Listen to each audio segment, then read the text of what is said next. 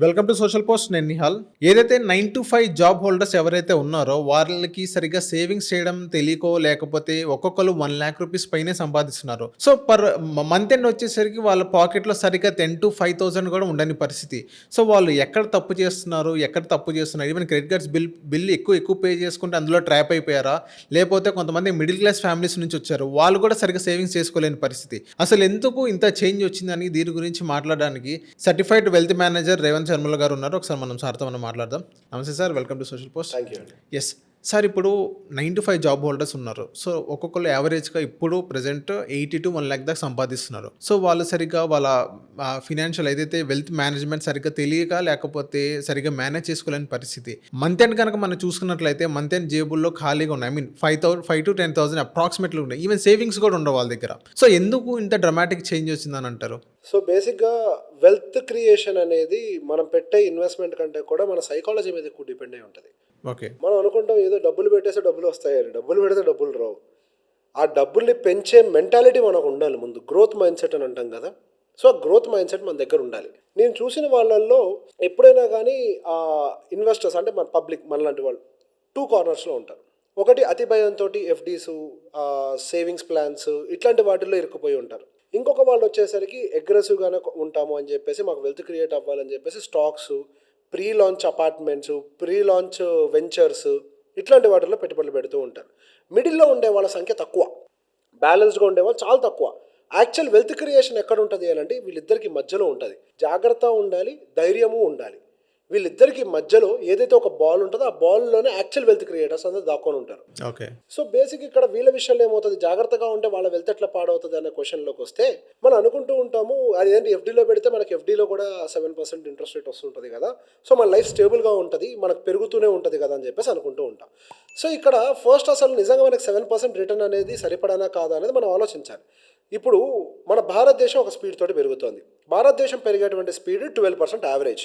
మనకి inflation plus GDP మొత్తం కలిపి 12% ఉంటుంది. ఇన్ఫ్లేషన్ ప్లస్ జీడిపి మనకి బయటికి ఇచ్చే జీడిపి 6%, 7% అని చెప్తూ ఉంటారు. దానికి ఇన్ఫ్లేషన్ మైనస్ చేసి చెప్తారు. సో మొత్తం కలిపి మనం కూడితే అది 12% యావరేజ్ ఉంటుంది.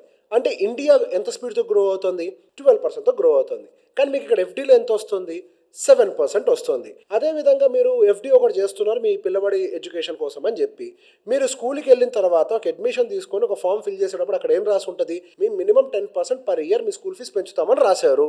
అంటే education inflation as per document ఎంత, 10% మినిమం ఉంది. Of the document it will be 13, 14, 15 also some times. Sudden spikes కూడా వస్తూ ఉంటాయి. మీ ఎఫ్డీ ఎంత వస్తుంది, 7%. అంటే మీరు ఎంత లూజ్ అవుతున్నారు, -3%. మీరు అనుకుంటున్నారు మీరు డబ్బు సంపాదిస్తున్నారు అని, కానీ మీకు తెలియని అంశం ఏంటి అని అంటే యు ఆర్ లూజింగ్ మనీ అని. కొంతమంది ఏం చేస్తారంటే అసలు ఎఫ్డీ కొనమని డబ్బులు తీసుకొని వెళ్ళి జాగ్రత్తగా బీరోలో పెట్టుకుంటారు అంటారు. ఇంకా అదైతే చదలకు వదిలేసినట్టే. ఎందుకు సార్, అదొక ట్రాప్ అంటారా? మిడిల్ క్లాస్ ఇప్పుడు ఒక ₹1,00,00,000 ఉన్నాయి అనుకోండి. కొంతమంది సరే ₹1,00,000 చిన్న ఎగ్జాంపుల్, ₹1,00,000 ఉన్నాయి అనుకోండి. ₹1,00,000 జాగ్రత్తగా బీరువాలో పెట్టుకున్నారు. 1 ఇయర్ పాటు మీరు దాన్ని ఏమీ చేయలేదు, 2 ఇయర్స్ ఏం చేయలేదు, 3 ఇయర్స్ ఏం చేయలేదు. ఎవ్రీ ఇయర్ ఆ 1,00,000 ₹7,000 చొప్పున దాని వాల్యూని కోల్పోతూ వస్తుంది. ఇన్ఫ్లేషన్. ఈ రోజు ₹1,00,000 పెట్టి మీరు కొనగలిగే వస్తువు వచ్చే సంవత్సరం 1,00,000 ఉండదు. అవును. ఆపై వచ్చే సంవత్సరం ఇంకా పెరుగుద్ది. అంటే మీ కొనుగోలు శక్తిని కోల్పోతున్నారు అని. ఇక్కడ మనం సేఫ్గా పెట్టుకున్నాము అని మనం ఎమోషనల్గా అనుకుంటాం, కానీ మనం కొనలేకపోతున్నాము అని అంటే మనం లూజ్ అయినట్టు. యాక్చువల్గా మనం చేయాల్సిందేంటి, ఈ రోజు మనం కొనగలిగే వస్తువు రేపు కూడా కొనగలగాలి. మరి అది అట్లా పెడితే కొనగలుగుతారా సేమ్ వస్తువుని? లేదు, కొనలేరు. మరి దాని మీనింగ్ అంటే యూఆర్ లూజింగ్ మనీ. అసలు అది ఇంకా వర్స్ట్. ఎఫ్డీలో కానీ లేకపోతే ఇట్లా చిన్న చిన్న బాండ్స్, ఏదో ఎల్ఐసి బాండ్స్ లాంటిది కొనుక్కొని పెట్టుకున్నా కానీ మీకు వచ్చే రిటర్న్స్ నిజంగా పెరిగే దాంతో ఆఫ్సెట్ అవుద్దా? మెడికల్ ఇన్ఫ్లేషన్ ఇండియాలో 12%, మ్యారేజ్ 12% పైనే ఉంటుంది. మన జీవితంలో ఉన్న బాధ్యతలను ఎంత స్పీడ్గా పెరుగుతున్నాయి, ఇక్కడ మనం పెట్టే పెట్టుబడులు ఏ స్పీడ్తో పెరుగుతున్నాయి. మరి అప్పుడు మీకు నష్టం కాకపోతే ఏం జరుగుతుంది, మీరు డబ్బును కోల్పోతున్నారు కదా. మీ కంటికి కనిపించేదేమో యాడ్ అవుతున్నట్టు, మీ కంటికి కనిపించకుండా దొంగతనం జరుగుతుంది. ఇన్ఫ్లేషన్ అండ్ గ్రోత్, మీరు రెండింటిలో ఒకదాన్నే చేయగలుగుతున్నారు. రెండింటిని కలిపి చేస్తేనే మీరు గ్రో అవుతారు.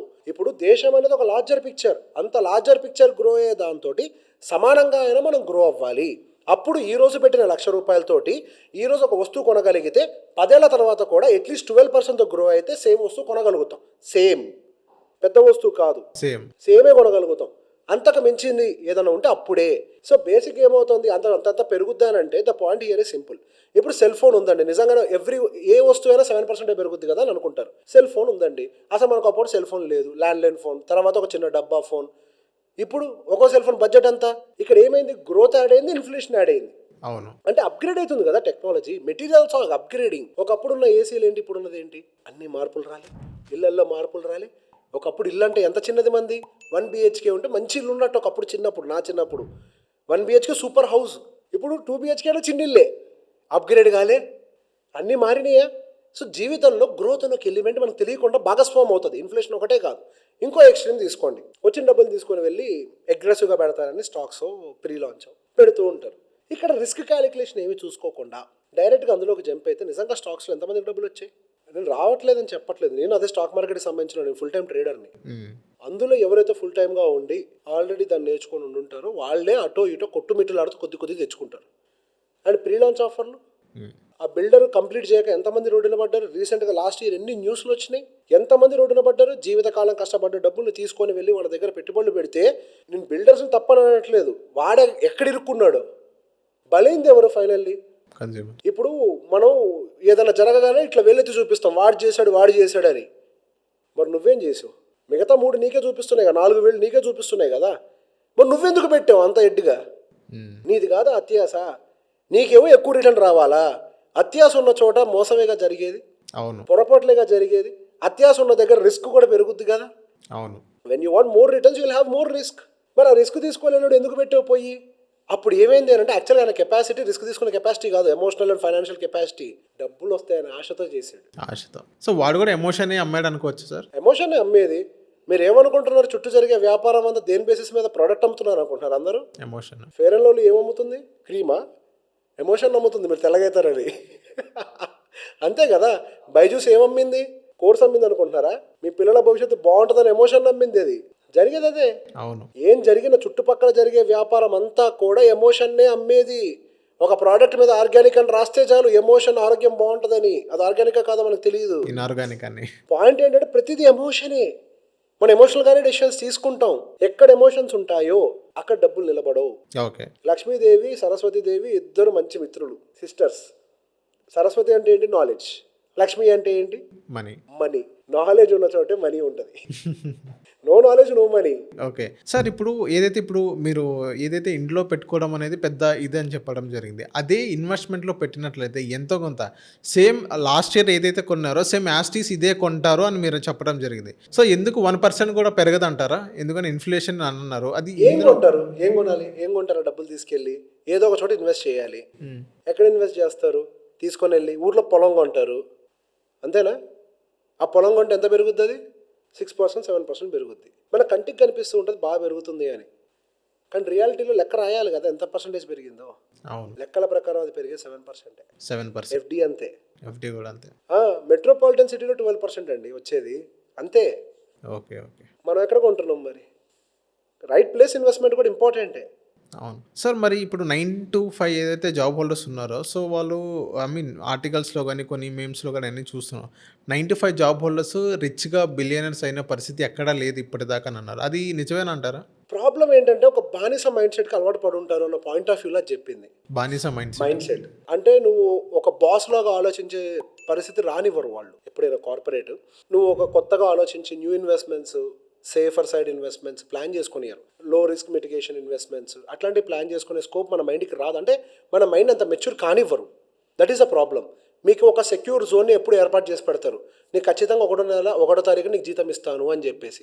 దీంతో ఏమవుతుంది, మీకు రిస్క్ తీసుకునే కెపాసిటీ పూర్తిగా పోతుంది. అయితే రిస్క్ తీసుకునే కెపాసిటీ పోతుంది, లేకపోతే జీవితం మీద ఫ్రస్ట్రేషన్ తోటి డబ్బులు తీసుకెళ్ళి ఏదో స్టాక్ కొనడమో, లేకపోతే అన్లిస్టెడ్ అదే ప్రీ లాంచ్ ఆఫర్ ప్రాజెక్టులు కొనడమో ఇట్లాంటివి చేస్తూ ఉంటాం. ఐదర్ ఫ్రస్ట్రేషన్ లేకపోతే సేఫర్ జోన్. ఎవరు చెప్పారు ఒక ఎంప్లాయీ డబ్బుని సంపద సృష్టించలేడని? I have seen so many people, చాలా మందిని చూసాను నేను. నా దగ్గర క్లయింట్స్ ఉన్నారు, 40 ఏళ్ళు వచ్చేసరికి 3 కోట్లు 4 కోట్లు మ్యూచువల్ ఫండ్స్ క్యారీ చేసే నా దగ్గర చాలా మంది ఉన్నారు. Regular IT employees, I have people. Sir ఇప్పుడు ఐటీ ఎంప్లాయీస్ అని అంటున్నారు, వాళ్ళకి వెల్త్ మేనేజ్మెంట్ కరెక్ట్గా తెలిసి అలా 2 గైడ్.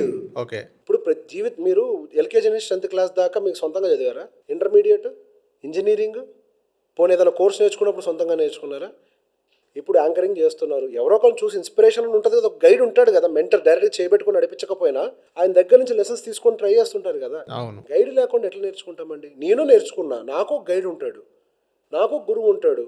నేను ఎన్ఐఎస్ఎం క్రిజిల్కి వెళ్ళి నేర్చుకున్నాను, అక్కడ ఒక సిలబస్ ఉంది, అక్కడ కొంత నేర్పించారు, నా ముందు కొంతమంది గురువులు ఉంటారు, వాళ్ళు నాకు నేర్పించారు.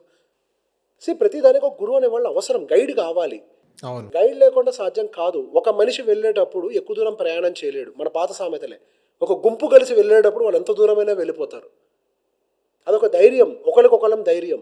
అందుకే గైడ్ అనేది నీడెడ్. గైడ్ లేకపోతే ముందు మనం ఏం చేస్తున్నాం, సమ్టైమ్స్ ఎమోషనల్ డెసిషన్స్ తీసుకునేటప్పుడు తప్పు నిర్ణయాలు తీసుకుంటాం. గైడ్ ఉంటే వాడికి ఎందుకు ఉంటుంది ఎమోషనల్, ఇది నీ డబ్బుల మీద, అవును. వాడికి లాజికే అప్లై అవుతుంది. అవును. సో లాజికల్గా ఏది రైట్ రాంగ్గా చెప్తాడు. Yes. So thank you sir మా సోషల్ పోస్ట్ వచ్చినందుకు. Most welcome.